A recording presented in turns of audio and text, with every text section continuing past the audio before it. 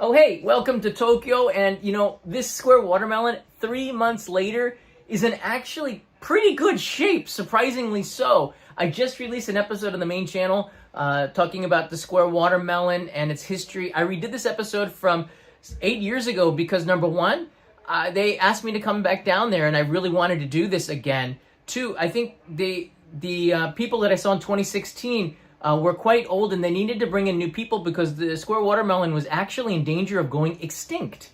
And they found a way to do that, and I thought this is a great way to bring the story back in a new way. And I learned a lot the first time. And also, these people down there, the farmers of Zentsuji, they're my friends, and I really love them. I go down there. I've been there maybe about, 10 times over the last 8 years since I discovered this beautiful town.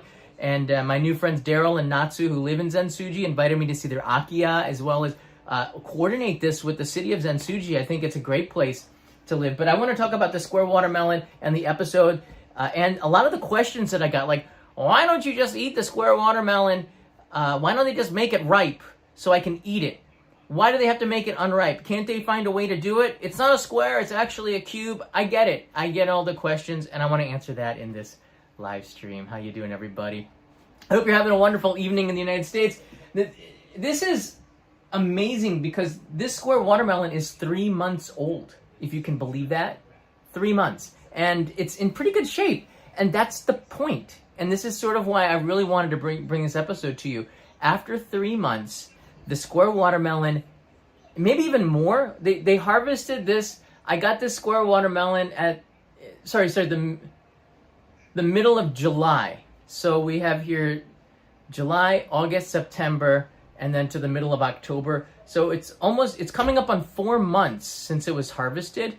That's pretty crazy, right? So, and this is one of the first ones that they harvested. So it's really incredible that it's been able to be preserved for so long. And the reason why is because it's unripe. I want to talk to you about it. Let's take a look here at it. I put this together. Maybe I can slow this down, or maybe it's better if it's going faster. So you can see as it spins. Honestly, I put it in the middle. Can I get this to go slower? These things are so useful. Oh, here we go.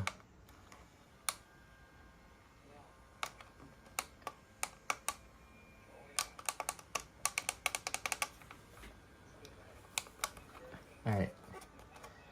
Even after all this time, there are some dents in it. Do you guys see this?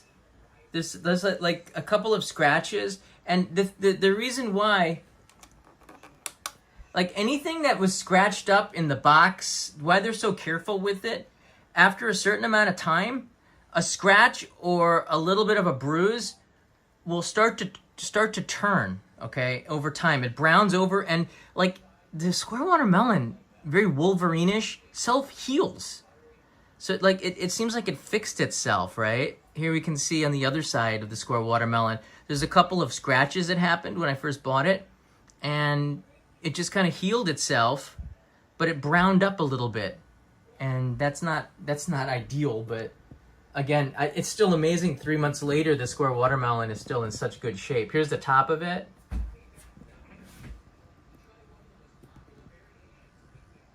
This is really interesting too. This is where the stem is, of course, harvested. You can see there's a couple of blemishes on the top 3-4 months later.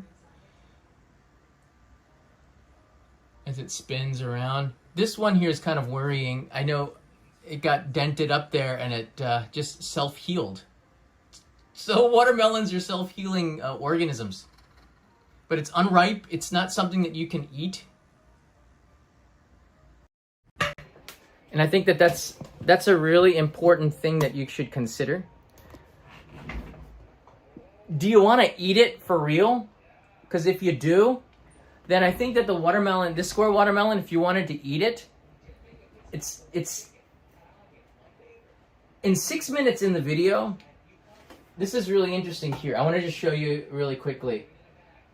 A lot of people have been asking the same questions over and over. So here's the answer. in 6 minutes in the video for harvesting them unripe. He says here, square watermelons are for ornamental purposes. So it needs to be displayed for a long time. If fully ripe, it can be stored for about a week. If it's ripe. But if you leave it without harvesting, it can sit for about 6 months. It doesn't make a lot of business sense to charge a lot of money for a watermelon if it spoils in a week. The purpose of it is it's so unique and so amazing. You kind of want to look at it for a very long time. He talks about the business reasoning behind this back in the 1970s. Again, this is 56 years old approximately. This idea came about. They celebrated the 50th anniversary during those years where I couldn't go down there. I wanted to go back down there a lot earlier, just couldn't. And it came down to like a business decision. They spend so much time. There's so many failures. It's not easy to get it looking perfect enough that you could sell it. That's the whole thing. This one's slightly imperfect. You can see the stem is not quite in the center. I don't know. This corner is not ideal, but you know the other ones are pretty good. The thing is, like, there's one girl who's brand new, only a 10% success rate. Another farmer who's in his 3rd year doing it, he had a 23% success rate. For the other farmers, it's usually about 25 to 35% success rate. They have an extraordinary number of failures. Just the watermelon doesn't take well, or it dies inside the box. It can't thrive inside that environment. A lot of issues can come about the weather, the heat, lack of rain and water, not enough shade. These are organisms as well. So there's a lot of failures. So the price needs to be higher to compensate for that. They need to sell these. They can't produce a lot of them. So if you were going to eat the square watermelon, they'd have to be able to get it to you within like 2 to 3 days in a cool pack. And you would not be able to take a look at it for very long. You'd have like 48 hours to look at it maybe, and then you'd have to eat it right away or put it in the refrigerator, or else it's going to spoil. So the higher the sugar content is, the quicker it will decay and it will be spoiled. And if there's no sugar content or very low sugar content, you can keep a square watermelon for a long time. And this is proof of it, right? Here I have it. It's 3... I want to get it from going left and right here. Okay. I still did. Okay. Oh, this is the perfect speed. I want to keep this for as long as I possibly can. I'm probably going to keep this until the middle of October. And if you're visiting Japan, we're going to cut this open and try to eat it. I was thinking maybe I would do that in Ameyoko. I have a friend there who has a shop that would allow me to cut it open in there, I think. Maybe we'll do a meetup. But the point is, like, I really have enjoyed having this square watermelon with me for the last 3 to 4 months. It's a reminder of summer, which is weird because now we're in fall. It really does feel like fall here in Japan, despite it's a little bit hot. But I'm glad that I had the square watermelon. The retail price for the square watermelon is 12,000 yen. That's what they sell it for. It gets resold again, so they'll mark it up. One shop in Shibuya marked it up to 18,000 yen, so it's a 4,000 yen increase off of the list price, the retail price. And I saw in the Tokyu Depachika underneath Shibuya Station 8 years ago, they were selling it for 54,000 yen. So that's a markup. At that time, it was 10,000 yen they sold it to them for. That's a markup of 44,000 yen, which is crazy, like 400% or something like that. So I think that when the resellers get involved, it can be quite expensive. So maybe the farmers are not charging enough for this, right? I want to take some of your questions here. What do you guys think about the square watermelon? If it spoils within a week, why buy it? Is it eatable? Writes in Heather. That's the point. If it was eatable, it would spoil within a week. Because it's not eatable, it doesn't spoil within a week. Therefore, I would say, like, I've been answering the questions as much as I can, and over again, I've been kind of like, not copy-pasting, but trying to respond the best I can to the same question over and over. It's not eatable because it's not really food. It's a fruit, but it's not food. It's not edible. It's supposed to be looked at instead of cutting it open. They only make in bad years, they make 80 of them a year. If the weather's bad, there's a drought, etc., they'll only make 80. This past year, it was okay. It was a little bit hot, but they were able to make 400. I think that because they increased the number of farmers as well. So they were able to make 400 of them, which is a good thing. And there's not that many. I don't think you would be able to fill demand with an edible square watermelon from Zentsuji. And they have the trademark on it, so it's not something that another city could do within Japan. This is a strictly Zentsuji, because again, this is, trademarked. This is their thing. So on other places like Chiba, other places like Fukuoka, they're making their own concepts. Hokkaido. Chiba has the heart-shaped watermelon, which is interesting. It's not the same, but they were able to make a heart, which is cool. Fukuoka had the human face square watermelon. Google it. I don't think they do it anymore because the failures are much higher than the successes, but they were able to get like bulging eyes and this kind of alien-looking face out of a watermelon. Hey, that's pretty cool. It all stems from this. Hokkaido has the pyramid watermelons, which is also very cool. But look, I think you want to go the opposite of a round watermelon would be square, and that's why the square watermelon is just so much more unique than the other ones. I think it's just the polar opposite of what we would think of a watermelon, and that's super cool. The other thing is, a lot of commenters have said in here, I love reading the comments on this. Go check it out. If you haven't, rewatched the episode and just read the comments as it's playing. It's fascinating because I answer a lot of those questions in the video. You have to watch till the end. The reason why they made the square watermelon came out with this kind of a crazy idea of being able to fit in a refrigerator better and being able to transport it better. If it was square, it wouldn't roll around. It would take up all the space, so you wouldn't have any wasted space. So it's kind of like this unique way to see square watermelons where man landscapes nature. It's the same as any house in the United States that landscapes their front lawn. Why do you landscape your lawn? You spend thousands of dollars a year to landscape it, to make it look better, to make it look the way you want it to look. But nature's just going to grow, and you're going to have to keep doing it over and over again. The thing with the square watermelon is man has found a way to shape it in a way that it likes to do that. Why do that? Because we're human and we just like to do stuff like this, and it's kind of neat to see things in a new way. It inspires you. It gives you a new way of thinking. It makes you see things that you thought weren't possible become possible. See things in a new light, and that sparks new ideas, new directions, new ways of doing things just from one person's idea. Because it's a success if it's been going on for 50 years. It's not a business decision. That's another thing I didn't discuss in this video. I don't think that they make this for business reasons. They don't make this to try to make a lot of money, because they don't make a lot of money off of this. Not yet anyways. They make the watermelons, I think, out of passion to keep it. It's part of the city's identity. They have a great amount of pride in what they've created here. They know that the national news comes down to their town every year to cover the harvest. Not the international media, not yet, but the domestic media. They're always on NHK and the TV stations wondering, like, what is this thing that's going on down in Zentsuji?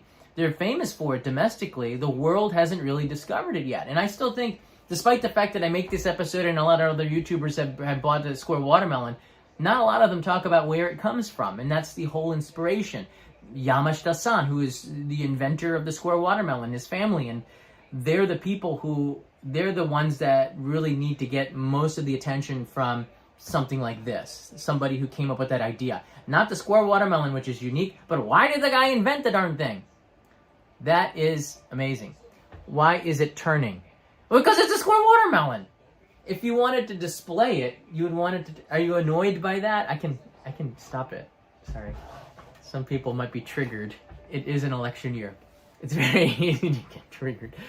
It was an awesome main channel episode. Well, thank you. I'm looking at this, and I kind of wanted to respond to it, but I also wanted to talk about a little bit more on why this is so Japan. The square watermelon is so Japan because it's the way Japanese see like and by say Japanese, I'm not talking about the whole country, but it was just really just one person.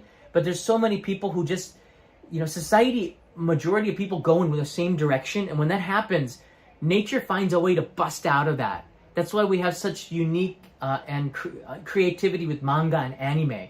We're able to take the ordinary world and make it seem extraordinary in that way.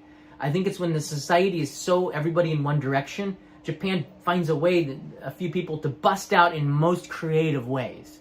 And that's the difference between, let's say, the United States and Japan. Yeah, Japan can seem very boring and gray and like this in one direction, but then there are people who find, especially artists, that just come out with super creativity as a result of everything being the same. And I think that the Square Watermelon is something that busted out of one farmer's idea. And now the everyday task of just growing, and they're very famous for cucumbers, for cabbage, for normal watermelons, but to take the job to the other level and a farmer becoming an artist, I love that. I love that. And that's the way it should be. We all should have some kind of artistry. We all should be very proud of the job that we do. We should all have companies that have R&D departments that are thinking about the unthinkable. Like thinking about the crazy, the imagination.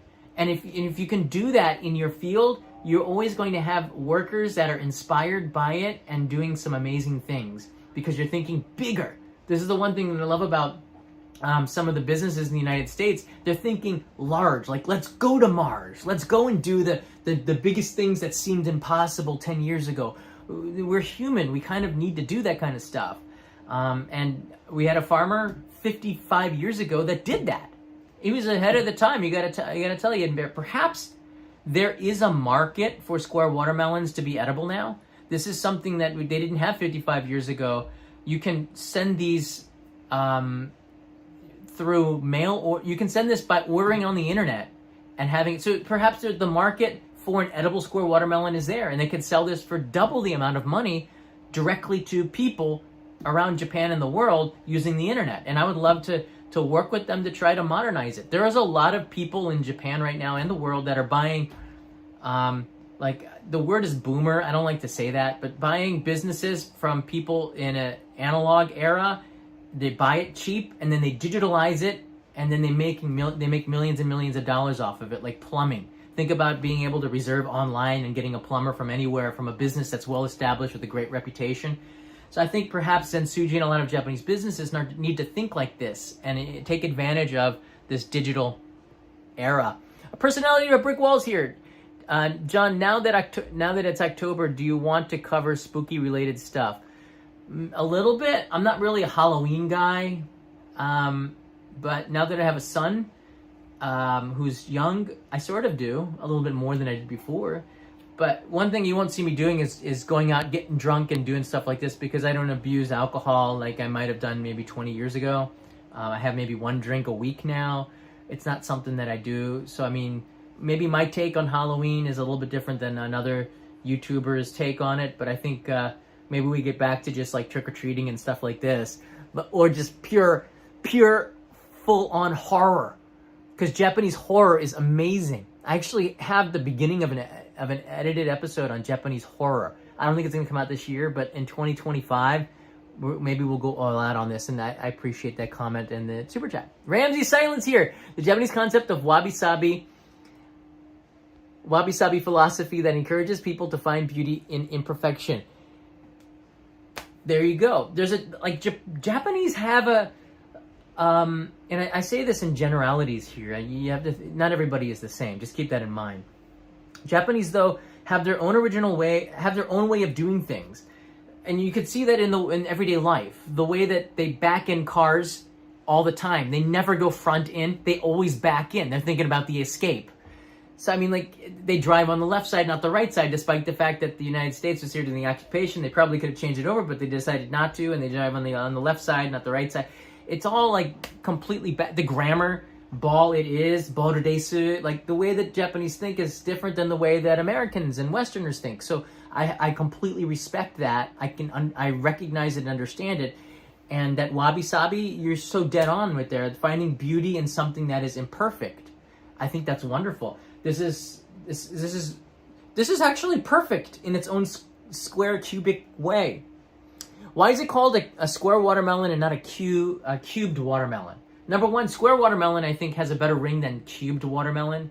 Cubed watermelon, it's obvious, but I think they're going by just the shape of it. You look at it, it's a square, right? That's the first thing you see. They go by the shape. That's easier to market than a cube. And a cube is like a box. I don't think they want it to be a box. I didn't ask them about the marketing of all of this that goes back decades, but it's a shikakui suika. It's a square-shaped shikakui four-cornered watermelon. That's the way it's translated, and that's why it's called the square watermelon and not the cube watermelon. But you're not wrong. Literally, it is a cube, but we call them square watermelons. Just like this channel is called Only in Japan, because it's a phrase. It's not actually like this topic is only in Japan because outside Japan people are doing similar things. They're making ramen outside of Japan. It comes from China. But it's the word only in Japan, which is used to mean it's a little bit bizarre to the Westerner's mind. That's what only in Japan means. It's kind of a negative concept, you know. Only in Japan does that happen. Zam writes in here, it's great that you can recharge these at any JR stations, but which sides do you swipe at the entry gates? Zam, are you talking about IC cards? Both sides.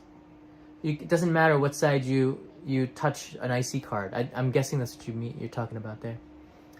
And Dana Maxine Yand writes in here, how you doing? So fun to watch your family bravely camping with your young son. Yeah, that was like last week. We escaped the countryside last week and went to Hakuba right after summer broke. It was a lot cooler. Oh my gosh, that's such a beautiful area of Japan. That whole Niigata, Nagano region on the Sea of Japan side near the southern Alps of Japan. The water, the air, the people, the food, the vegetables. Oh my goodness, it was so wonderful. It's a 4-hour drive from Tokyo. Go check out those live streams. People only look at the live streams if it's like Tokyo or Kyoto. When I go outside of Tokyo and Kyoto and these places that are on the tourist cycle, we don't get so many views because people haven't heard about it. And I think that's the value of this channel. I'm taking you to places that you've never heard of, and that's the reason why. Javier writes in here, why can't you eat? Like, see, this is how you, not to bring your question to the forefront, but this is why I'm a little bit frustrated. Like, it's 6 minutes in the video. Literally, he tells you why.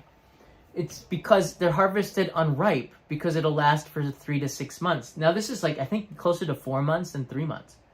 If it were to be an edible watermelon, the sugar content is higher, so it decays faster. That means after they cut it, when it's ripe and they cut it, you have about a week to 10 days to eat the square watermelon. And then it starts to turn brown because of the sugar content, and it starts to die and decay. So you harvest it unripe, where there's very little sugar content, which is why it's yellow or white inside. It will last because there's no sugar in there for a very long time. And you can see here, it's just like, it's in really good shape. There's a couple of blemishes you can see right here. So I can get the light in a better position. You can see there's a couple of nicks, but it's self-healed itself in many respects. Here's a corner. It's still in pretty good shape. It's hard. The water's holding in there. It's got, you know, it's a watermelon that's been around for almost 4 months, actually. That's pretty, that in itself is crazy when you think about it.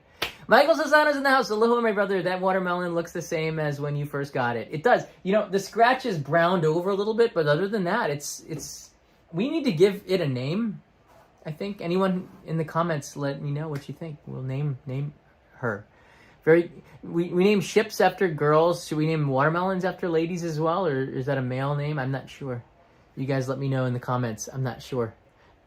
Very curious to see what it looks like after 6 months. I know! That's my conundrum right now. It's like, do I let this thing go until the end? Or do we cut this up in October? Because I'm just pure curiosity. And I should have set up a camera and time-lapse this thing, but I just love putting it on the spinner, like, as slow as possible. And it can become like a display fruit. Like, what is this thing? Right? if I go like this, it's even more curious, right? On my desk. This triggered somebody. I don't know. Here, there you go. You can see it spinning up the desk. I want to take some more questions here from you guys. Let me see if I can move this. Let me see if I can move this to the episode, and I can see your questions a little bit clearer. This was a fun episode, and again, like, I don't know if I mentioned this here, but let me see. Your channel. Here we are. But I wanted to go back and redo this episode. It was something, not redo it, but a lot of things had changed, and I wanted to show you, like, over those years where nobody could come to Japan, the Square Watermelon almost went extinct. The people that were in this club were all much older, and it didn't seem like it had much of a future. If people started to leave this and young people weren't taking it over, what happens to the next generation? So there's a lot of worry on whether or not the Square Watermelon, if it would go extinct. And what we found was that in 2022 and 2023, the thinking of this is so critical, and this is a story, I should have delved in this a little bit more, but when we come to the revitalization of Japanese towns that are old in the rural areas, you need to have this, like, light switch that changes from the way you are going to a completely different direction. And if that happens, your town has a chance. And Zentsuji, that light switch changed around 2022, 2023. Maybe it's because they have a new mayor. I'm not sure, 2024. But we had some new farmers come in. I think there were 2 or 3 new farmers came in 2022, and then there were more that came in this year. And now the youngest farmer is 25 years old, so it looks like Square Watermelons is going to continue for many generations, and I think that that's so important. Ahmed is here. Thank you. Thank you, brother. And I, as a creator, like, I went down there in 2016, and when Daryl and Natsu, who were residents of Zentsuji, they lived in America and had moved to the town and bought a nice Akiya, which we have on this channel. I have to admit, like should I revisit this episode? But I first of all, I wasn't really happy with the first episode. I think I could have done a lot better with it. So when I went back down there, I had the mindset that I really wanted to make a deep episode about the showing you Zentsuji, showing you how the watermelons were made. And it wasn't hard because they didn't want to give up, like, the secrets of it, right? But they kind of did, because I think we're at a point now where Zentsuji is just, I'm going to pause that, it's kind of freaky that it's like mimicking me 10 seconds behind. It's kind of freaky that,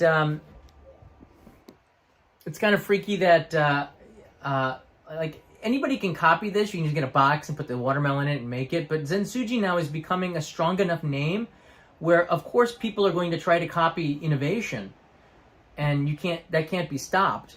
People, if I make an episode and it's popular, a lot of people are going to go out and do a speed rapping episode or something, right? They're going to go out and make an episode similar to it.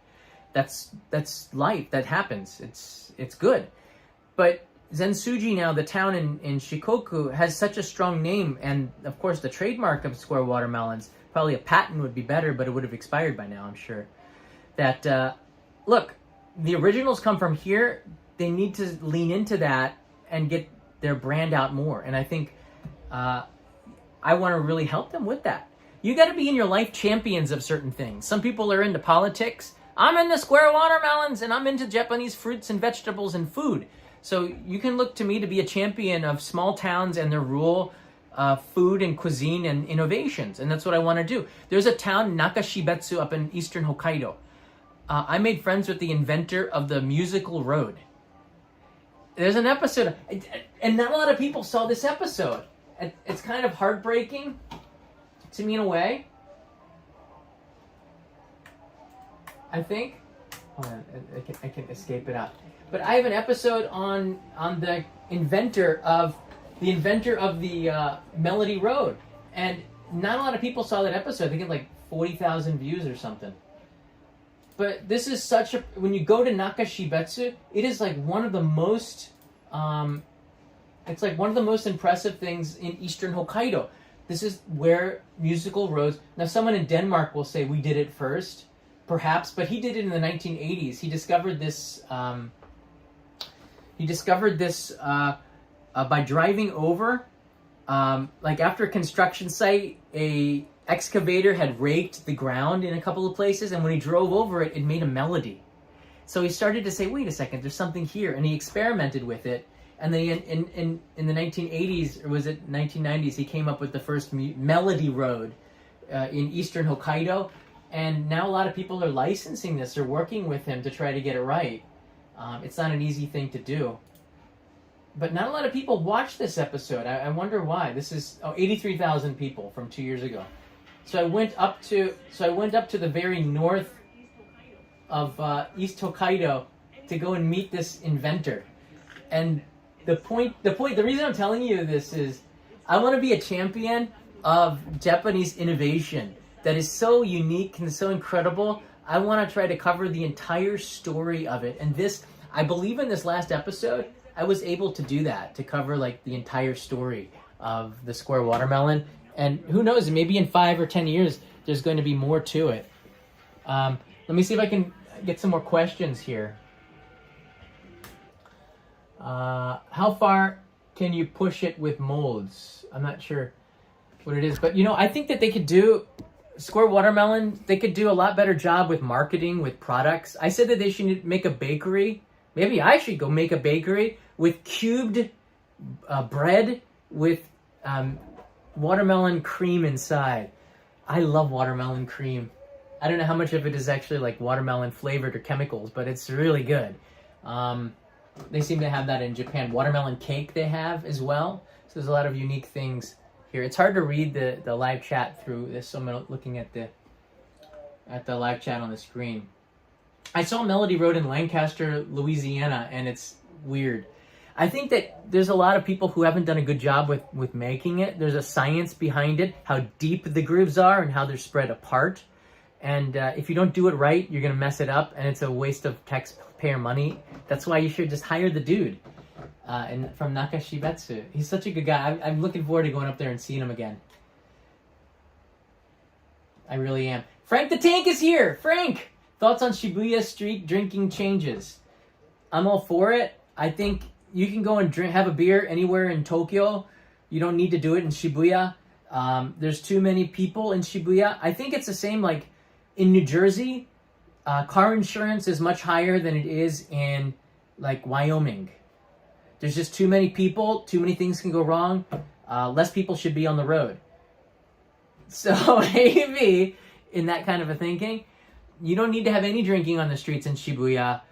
They can go to the bars and support the economy. Go somewhere else and drink. You can go to Ikebukuro and have a beer. Just do it responsibly, because when people don't do it responsibly, things like this happen where we lose rights in Japan. And this is just, it's something that's always been... Hey, Brandani is here. Mahalo. Aloha. So this is just something that's... it's reactive in Japan. When something goes wrong or is negative or is uncontrolled, Japanese shut it down. And they react to it. And usually it's very strict, and then it loosens up. But there's a lot of... When the yen got weak, a lot of people started to come to Japan, and a lot of those people were not the people who should be coming to Japan. I'm just saying. It's just, probably less people should be here. Or more people who have maybe studied Japanese a little bit more. I'll take one more question here, and then I gotta take out the trash. 2 p.m. it usually comes here. Maybe like a cube marble cake? Yeah, that'd be pretty good. Just a bakery or t-shirts or a mascot or manhole covers, but certainly with marketing, I'd like to see the farmers make some money off of this. I'd like to see farmers thrive, and not just in Zentsuji, all over the world. We really need good farmers out there. You need a new intro to your Only in Japan edited channel so Kanai doesn't fly away. This was made by one of the most famous anime studios now in Japan, owned by an American, which is crazy. So that's not technically that's not Kanai, but you all know, we all know it is. But it's I don't know. Let's not talk about it. That's not Leo flying away either. But I've told Leo that was him, so he's happy. Thanks for that though. I'm glad that you put some thought into that, asking about that. A cubed marble bakery sounds perfect. It does. Oh my goodness. And then stack them up. Imagine at the bakery, you stacked up the cubes of bread and you made little, like a square, like a cube with cubed bread, and people would just take the one, right? And then, wouldn't that be fun? That'd be really fun. And I could see people at weddings and special events, they're going to buy like 64 cubed breads because you make this perfect Rubik's Cube.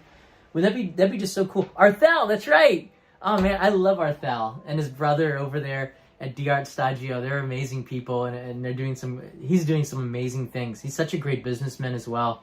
Just he's artist and business when you can put it together, you can make a career that just explodes like his has. I'm just so happy for his success. So Scruffy, absolutely.